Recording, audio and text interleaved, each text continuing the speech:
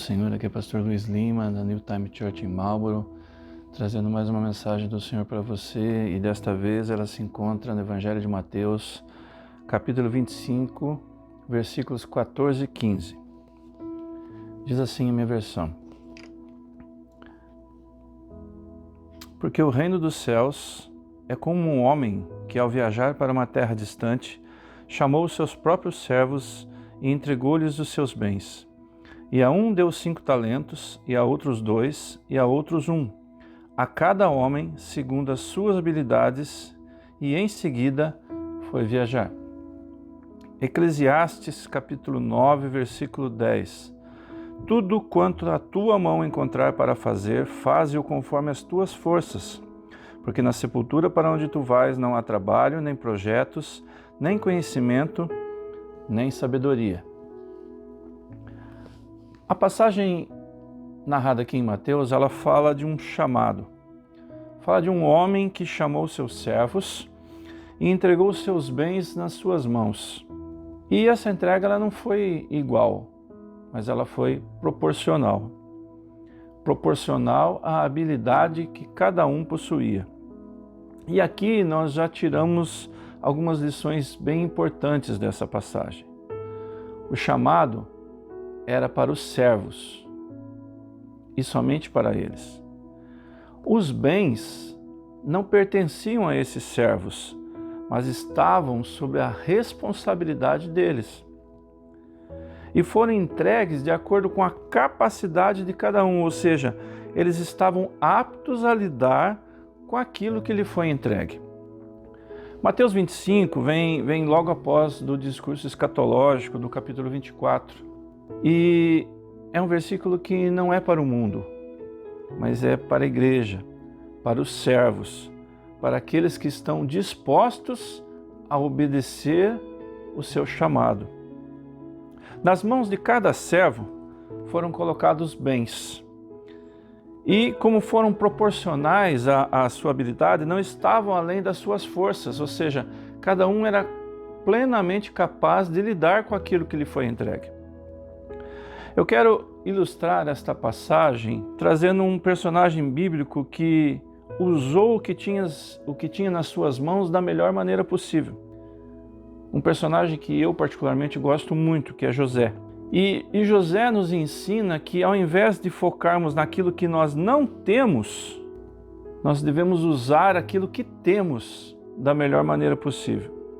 Acompanhe comigo as 7 fases da história de José. A primeira fase está em Gênesis 37, capítulo 23 e 24, que diz assim, E aconteceu que quando José havia chegado a seus irmãos, eles despiram José de sua túnica de muitas cores que estava com ele.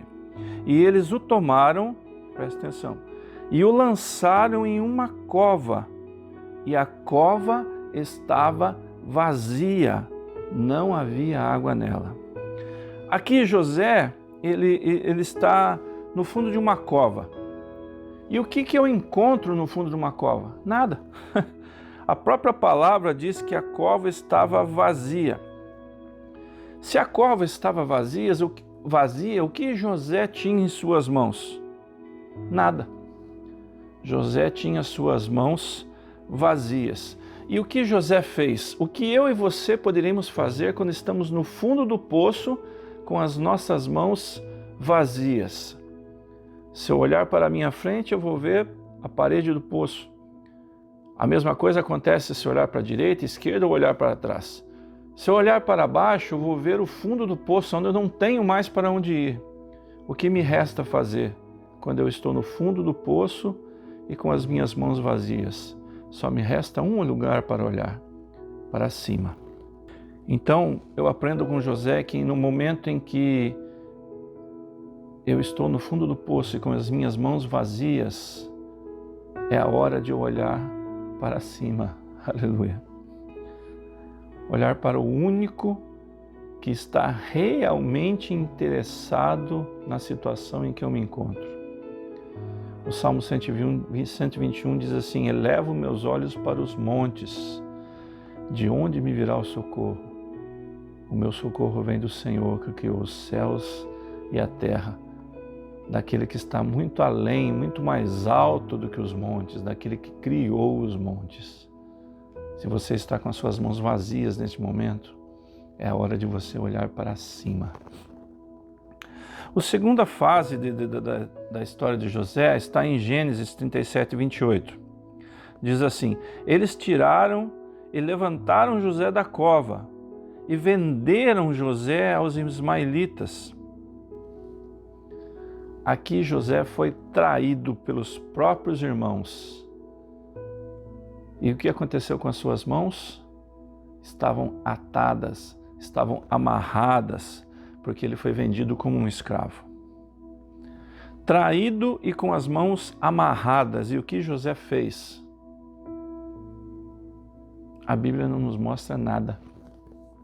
Nesse momento em que você se sente traído, seja pelos seus planos que foram frustrados, sejam por pessoas que não corresponderam às expectativas que você gerou, seja pela situação em que você vive, que não está do jeito que você queria, se de alguma maneira você está se sentindo traído, abandonado e está com as suas mãos amarradas, talvez seja um momento em que Deus está requerendo de você a sua atenção. Talvez seja um momento em que Deus esteja requerendo de você um particular, um a sós. Por isso Ele te deixou se sentindo só. Talvez por isso Ele te deixou de mãos amarradas, ou seja, você não tem o que fazer, você não tem para onde recorrer. É aquele momento em que Deus quer um particular com você. Analise comigo. José, quando foi preso e se deslocou da região de Siquém até o delta do Nilo, onde ele foi vendido, pelos mapas dá em torno de 400 quilômetros. 400 quilômetros hoje de carro, 3 horas e meia, 4 horas. Mas naquela época era a pé, ou de camelo, ou um cavalo. Mas imaginamos que, como José foi vendido como escravo, ele foi com as suas mãos amarradas, sendo arrastado pelos seus senhores que talvez estivessem sobre um camelo ou sobre um cavalo. 400 quilômetros a pé, no deserto, se sentindo traído e de mãos amarradas. Esse tempo demorou muito. Foi um tempo longo, uma caminhada de 400 quilômetros, com as mãos amarradas e se sentindo traído pelos seus próprios irmãos. Nesse momento só restava uma pessoa a quem José poderia recorrer: a Deus. Tire esse momento em que você está se sentindo com as mãos amarradas, seja lá qual for pelo motivo, para ter intimidade com aquele que não te abandona, com aquele que não te trai, com aquele que está presente a todo momento, em toda e qualquer situação na sua vida. Essa segunda etapa de José nos ensina a buscar a intimidade com Deus. Não é buscar o vizinho, não é buscar um profeta, não é buscar o conselho de alguém, mas buscar a intimidade daquele que te criou e quer fazer muito por você. A terceira etapa na vida de José está em Gênesis 37, 36. Diz assim a versão: e os midianitas o venderam ao Egito, a Potifar, oficial de Faraó e capitão da guarda. José agora foi vendido como escravo para trabalhar na casa de um homem rico, de um homem importante, Potifar. E o que ele tem nas suas mãos? Trabalho e aprendizado. Aqui José vai aprender a língua dos egípcios, aqui José vai aprender os seus costumes, aqui José tem muito trabalho a fazer porque ele é um escravo na casa de um homem rico e imagino que seja uma casa grande. E o que José fez quando o trabalho veio às suas mãos? Ele aprendeu. Ele aprendeu. Nós poderíamos ter visto um José revoltado, dizendo assim: não, eu não quero fazer nada, eu não sou egípcio, eu não quero me envolver com essa gente. Mas aqui José nos ensina a trabalhar com aquilo que nos vem às nossas mãos. Aqui José era um escravo na casa de um homem rico, num país onde ele não conhecia, numa língua em que ele não dominava, em costumes que ele não entendia. Talvez se você esteja passando por essa situação, em lugares onde você não entende a língua, não entende os costumes, não entende nada, talvez seja a hora de você trabalhar e aprender. Usar o que tem de melhor nas suas mãos, trabalhar e aprender. A quarta fase está em Gênesis 39:3 e diz assim: e o seu senhor viu que o Senhor estava com ele e o que o Senhor fazia, tudo prosperar na sua mão. Quando José resolve usar o que tem nas suas mãos, que é trabalho e oportunidade de aprendizado, o Senhor começa a prosperar aquilo que ele está fazendo. E agora, quando há prosperidade nas mãos de José, e aqui um parêntese, né? Muitas vezes nós nos lembramos do Senhor nos momentos difíceis de fundo do poço ou de mãos amarradas, mas no momento de prosperidade nós o esquecemos. E o que José fez? Veja o verso 5, diz assim: o Senhor abençoou a casa do egípcio por causa de José. Aqui, José trabalhando e aprendendo, usando da melhor maneira possível aquilo que estava disponível às suas mãos, ao invés de se lamuriar, dizendo assim: eu perdi meus pais, eu perdi meus irmãos, eu perdi a terra que eu tanto amo. Não foi isso que ele fez. Ele trabalhou e aprendeu. E quando ele fez isso, o Senhor prosperou as suas mãos. E essa prosperidade se fez notória às outras pessoas que estavam vendo isso. Então, com essa passagem no versículo 5, dizendo que o Senhor abençoou a casa de José, a casa de Potifar por conta de José, eu entendo que em momentos em que houver prosperidade nas nossas mãos, é momento de abençoar, é momento de bênção. Não só para você, mas para as pessoas que te cercam, para as pessoas que estão ao redor. No momento em que houver prosperidade nas suas mãos, é o momento em que você deve fazer chegar a bênção do Senhor às pessoas que estão ao seu redor. Nós estamos vivendo um momento complicado, porque nem todo mundo está trabalhando, nem todo mundo está recebendo. Mas ainda existem algumas pessoas em que há prosperidade nas suas mãos. E o que você está fazendo com essa prosperidade que foi Deus que lhe deu? Você está enchendo os seus celeiros e guardando tudo isso para você? Ou você está fazendo com que as outras pessoas vejam o quanto Deus está te abençoando? Você está se escondendo com medo ou você está aproveitando a oportunidade para mostrar o quanto Deus é bondoso contigo, o quanto Deus que você serve te abençoa e por conta disso você também está abençoando pessoas? A quinta fase, aliás, está no versículo 39, capítulo 39, versículo 20. E diz assim: e o Senhor de José o tomou e o colocou na prisão.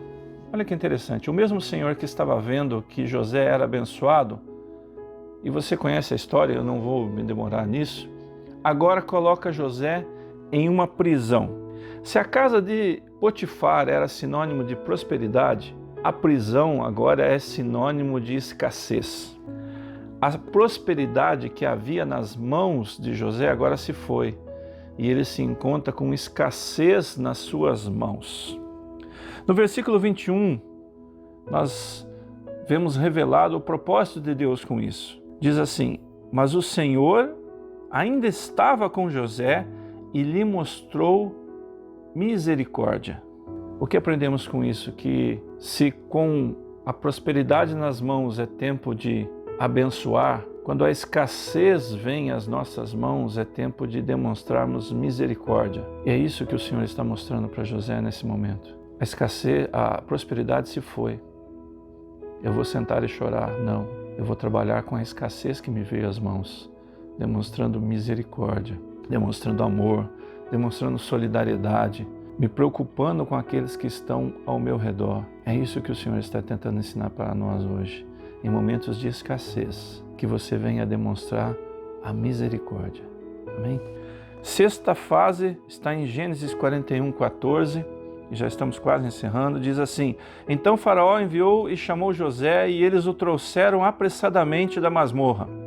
Ele se barbeou e mudou as suas vestes, e veio a Faraó.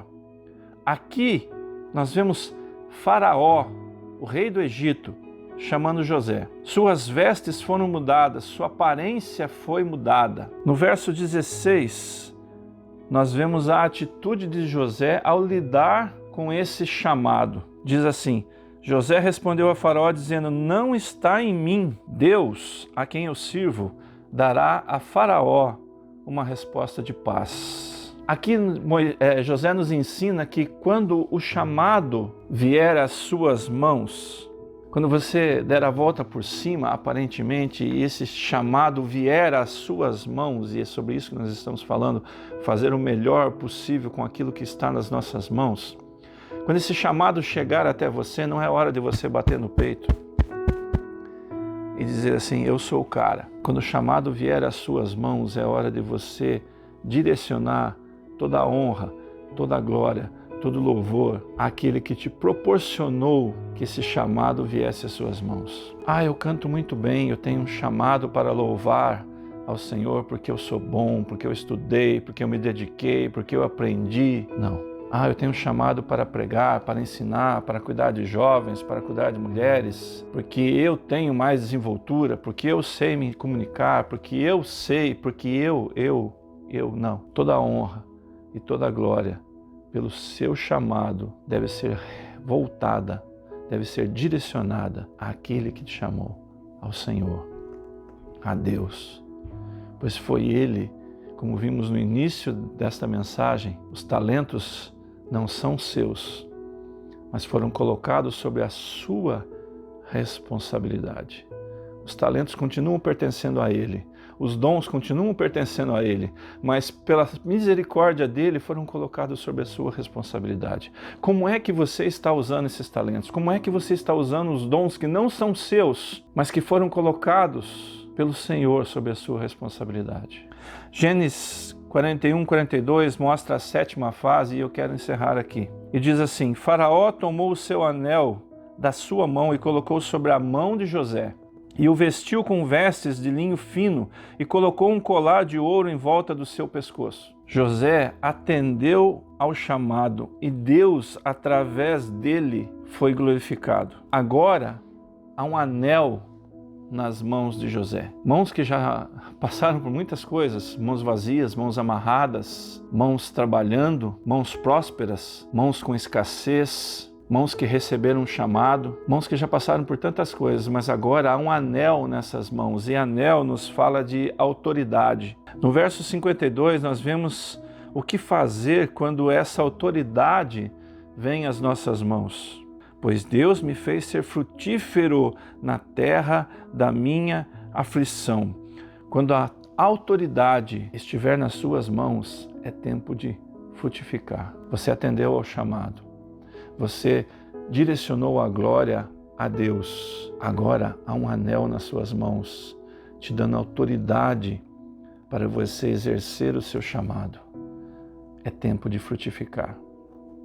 Eu não sei em qual fase você se encontra, mas eu sei que se você seguir a palavra do Senhor, se você obedecer aos seus mandamentos, se você direcionar a glória a Ele, haverá um dia em que essa autoridade estará nas suas mãos. E quando essa autoridade chegar nas suas mãos, é tempo de você frutificar. É tempo de você relembrar tudo aquilo que já passou pelas suas mãos e entender que agora você está pronto. Agora é hora de dar fruto. José passou muito tempo. Foram 13 anos nessa jornada. Foram 13 anos. 12 dos quais a história nos conta que foi na prisão. Eu não sei em qual fase você está, eu não sei o que você tem nas suas mãos, mas deixa Deus te orientar ao que fazer com o que tem nas suas mãos e faça o melhor. Não se importe com aquilo que não está nas suas mãos, mas faça o melhor com aquilo que você tem nas suas mãos. A história de José, ela nos revela isso, que não importa aquilo que eu não tenho, mas o que eu tenho. Não importa o que eu deixei de fazer porque eu não tenho das coisas na minha mão, mas o que eu vou fazer com aquilo que está nas minhas mãos. Na história, no texto que nós lemos no início, nós vemos que o Senhor entregou proporcionalmente nas mãos de cada servo talentos. 2 deles não olharam para o que estava na mão do outro. mas olharam para o que estava nas suas mãos, trabalharam e esses talentos foram multiplicados. Mas um deles se preocupou mais com o que os outros tinham recebido e vendo que ele recebeu tão pouco aos seus olhos, resolveu enterrar os seus talentos. Ele se preocupou com aquilo que ele não tinha, ao invés de trabalhar com aquilo que estava disponível para ele. Qual foi o resultado disso? Nós vemos em Mateus 25, 28, diz assim: o Senhor disse para ele: tomai, portanto, o talento dele e dai ao que tem 10 talentos. Até o que ele tinha foi tirado. O que você tem nas suas mãos? Aliás, o que você tem nas suas mãos não importa. Ô pastor, mas parece que é contraditório, você acabou de dizer que é importante e tal. Não importa o que você tem nas suas mãos, importa o que você faz com aquilo que tem nas suas mãos. Êxodo 4:2, há um diálogo entre Deus e Moisés, e Deus diz assim: o que tem nas suas mãos. Naquele momento, Moisés tinha um cajado nas suas mãos, e ele utilizou esse cajado de acordo com a vontade do Senhor, e Deus o abençoou. O que você tem feito com o que está nas suas mãos? Essa é a pergunta que eu deixo para você depois desta mensagem. José fez o melhor sempre com aquilo que estava disponível nas suas mãos. E eu peço que Deus possa te orientar, que o Espírito Santo possa te direcionar para que você consiga entender, que você consiga compreender que aquilo que está nas suas mãos é importante. Por menor que seja, por mais insignificante que pareça ser, esse talento não te pertence. Ele foi dado por Deus a você, para que você faça o melhor com ele. Que Deus te dê a graça, a sabedoria, para que você possa entender que aquilo que está nas suas mãos é importante e que você pode fazer muito com isso. Que o Espírito Santo possa te dar a graça e a orientação para que você saiba o que fazer com aquilo que está disponível nas suas mãos. A história de José nos ensina, a cada momento, ele fez o melhor com aquilo que estava disponível, mesmo quando não havia nada disponível. Que Deus abençoe vocês, que vocês tenham uma semana abençoada, em nome de Jesus.